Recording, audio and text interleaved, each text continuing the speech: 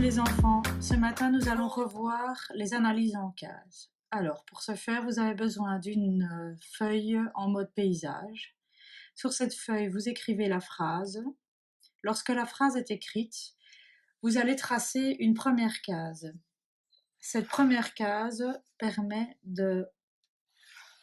d'écrire la proposition. Alors, pour savoir de quelle proposition il s'agit, il faut chercher le verbe ou les verbes. Dans ce cas-ci, si je regarde à la maison, les enfants de 5e année parlent avec leurs parents.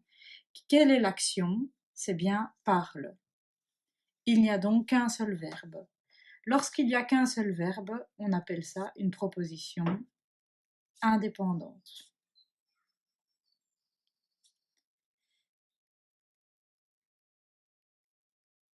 On trace alors la deuxième case. La case doit bien être tracée à la latte et fermée. Voilà, donc nous allons analyser la deuxième case.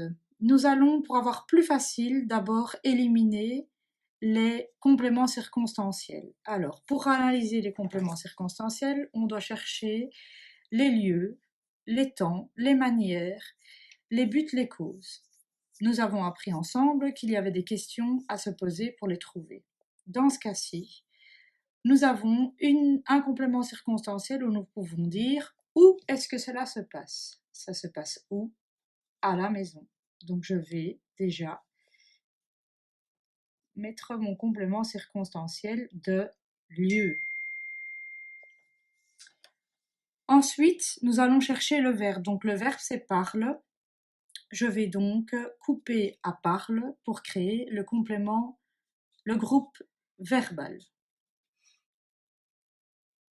Le groupe verbal, c'est le verbe plus ce qu'il suit.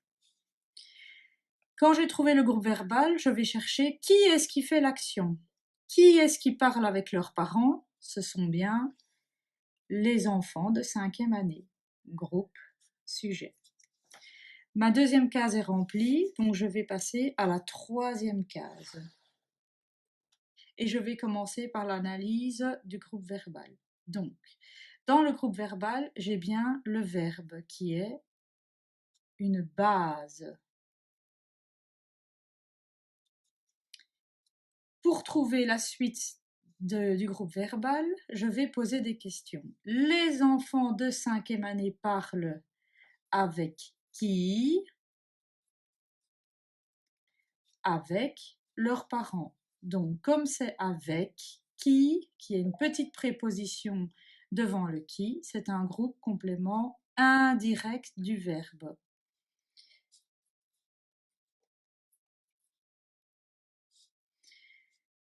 J'ai fini ce côté-là, je m'attarde alors maintenant au groupe sujet. Dans le groupe sujet, je vais chercher le mot le plus important. Les enfants de 5e année, le mot le plus important, c'est bien enfant. C'est donc un centre. Devant les enfants, j'ai un petit mot qui s'appelle le déterminant. Et ici, sa fonction, c'est qu'il détermine. Les enfants de 5e année. Alors, là, attention, attrape. La plupart d'entre vous vont me dire que c'est un groupe complément indirect du verbe. Mais non, parce que enfant est un centre égale un nom.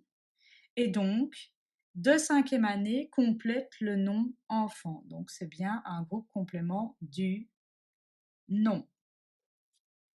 Je vais au groupe complément circonstanciel de lieu. Je recherche de nouveau le mot le plus important, qui est maison. C'est bien un centre. Devant maison, il est toujours accompagné d'un petit mot qui est le déterminant. Ici, il détermine. Et A, c'est un petit intro. Est-ce que j'ai fini? Ben non, je n'ai pas encore fini. J'ai encore deux groupes que je dois analyser. Donc, je vais refaire des cases à la latte. Dans ces cas, je vais d'abord commencer par le groupe complément du nom. Je vais chercher le mot le plus important de 5e année. Alors, 5e année, qui est le mot le plus important? Alors, ce sont deux noms, deux centres. 5e c'est aussi un centre, et 2, c'est une intro. Alors ici, on pourrait dire aussi que c'est un déterminant. Avec leurs parents, on recherche de nouveau le mot le plus important qui est parent, centre. Leur est un petit déterminant qui accompagne parent. Il détermine. Et avec, c'est un petit intro.